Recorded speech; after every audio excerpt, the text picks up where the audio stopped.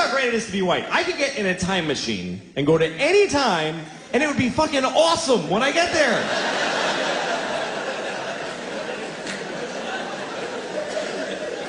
That is exclusively a white privilege. Black people can't fuck with time machines. A black guy in a time machine is like, hey, anything before 1980? No, thank you. I don't want to go. But I can go to any time. The year 2? I don't even know what's happening then. But I know when I get there, welcome, we have a table right here for you, sir. Oh, thank you. Oh, it's lovely here in the year 2.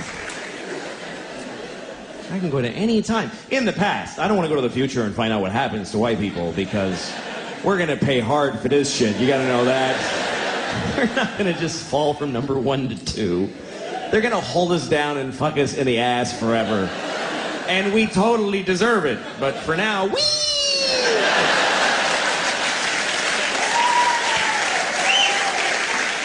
Now, if you're white and you don't admit that it's great, you're an asshole. It is great. And I'm a man. How many advantages could one person have? I'm a white man. You can't even hurt my feelings. What can you really call a white man that really digs deep? Hey, cracker. Oh, ruined my day. Boy, shouldn't have called me a cracker. Bringing me back to owning land and people. What a drag. I don't want to go to the future and find out what happens to white people because we're going to pay hard for this shit. You got to know that. Shalom, shalom. Call halayim la. Yahweh Bahashim Yahushai Bahashim Kakudash. Double honors to the elders and apostles, a great millstone to teach you well. Peace and salutations be to hopeful elect. Brother Tazom Kabar coming at you from the Prophets in Babylon camp here in Tampa, Florida. And this lesson is going to be going into this comedian who was joking about the privilege of being a so-called white man, which is really a red man. But one of the things that really got to me is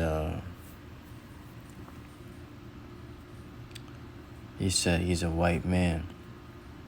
It doesn't get any better than that. You know, you can't really hurt his feelings. You know, you can't get hurt.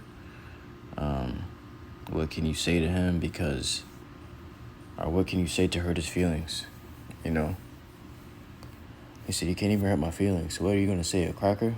Oh, I'm so hurt. And then he jokes about how he was, you know, the word pretty much originates to him ruling over land and people, which was the people he was ruling over was who? Israel. Okay. Israel. Now, it's okay if he's want to rule over the other nations. But he touched Israel. This is the book of Zechariah, chapter 2 and verse 8. For thus saith the Lord, Yahweh Yahushai of hosts, after the glory hath he sent me into the nations which spoiled you. For he that toucheth you toucheth the apple of his eye. Alright, so he that toucheth, who? Israel, Yasharallah, toucheth the apple of the Lord, Yahweh Yahushai's eye. Now what did he happen to do? He touched the apple of the Lord's eye. Okay, when you have something when you call something the apple of your eye, that's something that means a lot to you. Something of utmost importance to you. You had the dude, Hitler. He said, America has touched the Lord's jewels, Israel. Okay, the so-called black people. That's what he said, man. You know? Well, this guy was joking about how he's got it so good, his life is so good, and any timeline he can go to is going to be good for him. Okay, well, first of all, you can't go to the Dark Ages. That wasn't good for you. You can't go to those times that we was whooping y'all ass. That wouldn't be good for you, you know. But he was talking about year 2. You go back to year 2, and it's already a table prepared for him. We think that he's been in rulership this entire time. Well, it's not. He hasn't been. And he think that he's going to be in rulership, but he knows, you know, that in the future they're going to have to pay for the things that they've done. Any Edomite with common sense know that they're going to have to pay for the things that they've done, man. That's why they don't want to hear what we're talking about when we out there in the highways and hedges. When we condemning these Edomites, telling them their judgment, telling them what's coming to them. It hurts them. It pains them to hear these things because they know that it's going to happen. And they try to deny it. There is so much denial. It just goes to show you how much more true it is. Revelation 13:10. He that leadeth into captivity shall go into captivity. So who led us into captivity? Who led this Jake into captivity? These Edomites, man. Scriptures say they're going to go into captivity. He that killeth with the sword must be killed with the sword. Christopher Columbus. Christopher Ball Cologne. When he came here to the Americas, to this land, he touched foot on this land, he said he couldn't put his sword down for 1 hour because he was constantly slaying. Who was he slaying? Israelites. Okay? It was slaying Northern Kingdom Jake. All right? Here is the patience and the faith of the saints.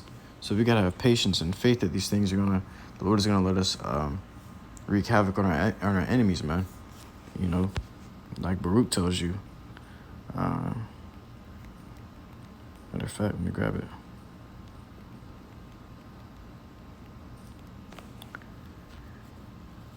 This is the book of Baruch, chapter 4, and verse...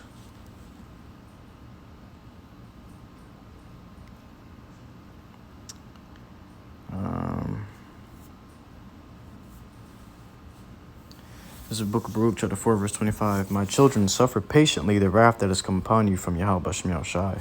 So the wrath that's come upon us from Yahweh Bashem Yahushai is these Edomites ruling over us. Daniel chapter 4 tells you how the Lord setteth up over the earth the basest of men. Okay, who's the basest of the men? Esau Edom. He's beneath all men upon the face of the earth. This guy was created to be the least. All right, it says, For thine enemy hath persecuted thee, but shortly thou shalt see his destruction, and tread upon his neck. So Esau Edom has persecuted us, but shortly, very soon now, we're going to get to see his destruction, and we're going to tread upon his neck, man. Okay? Says, my delicate ones have gone through rough ways, and were taken away as a flock caught of the enemies. All right? So the Lord's delicate ones, who? Israel, the apple of his eye, were taken through rough ways, and caught as a flock of the enemies, man. We were caught by Esau Edom, captured and taken across the world to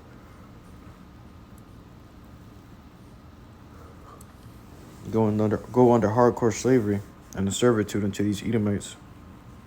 Be of good comfort, O my children, and cry unto Yahweh Bashem Yahushai, for ye shall be remembered of him that brought these things upon you.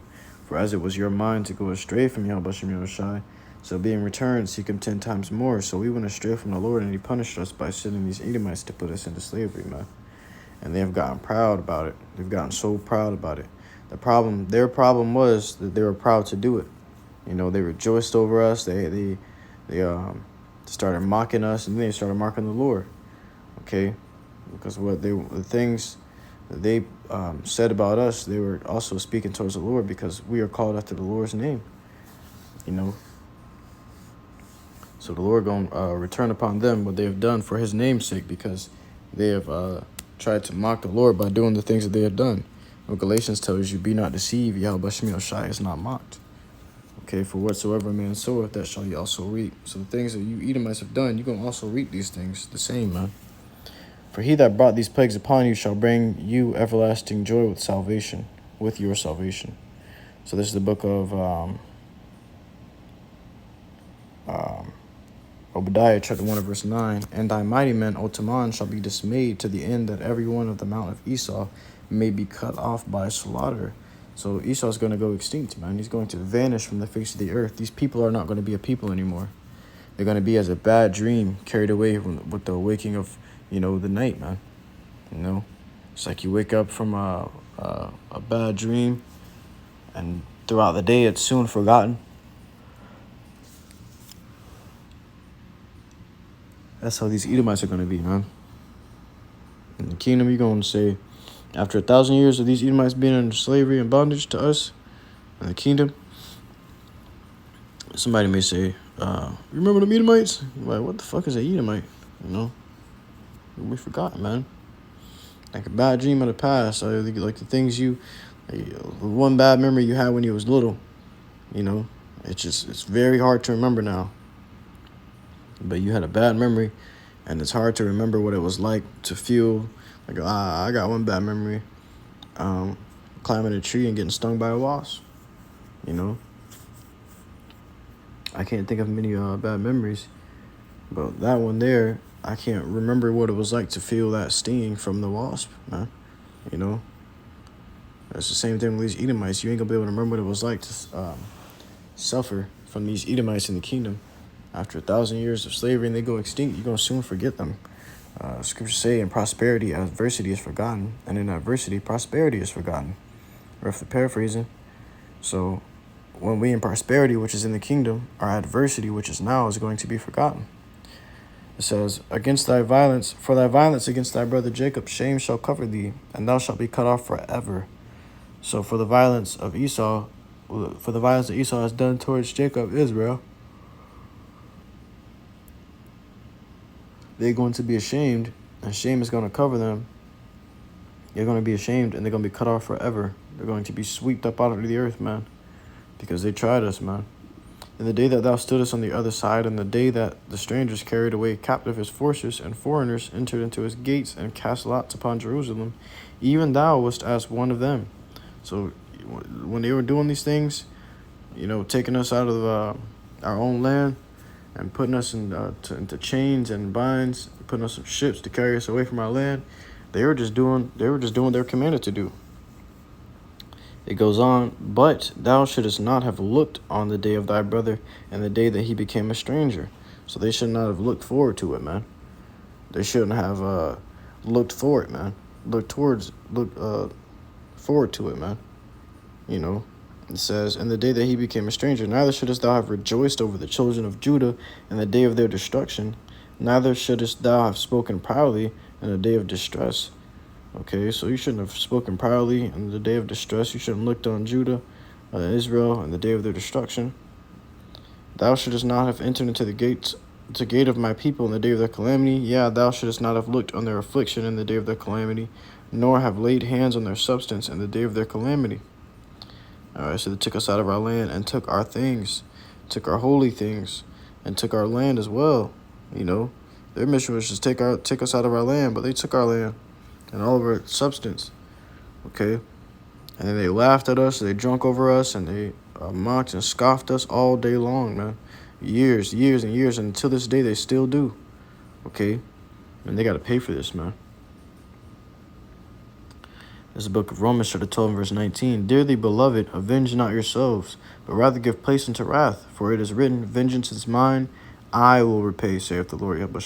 So when he says in the end of the video, he says, I don't look forward to seeing what's going to happen to us in the future, because we're definitely going to pay for the shit that we've done.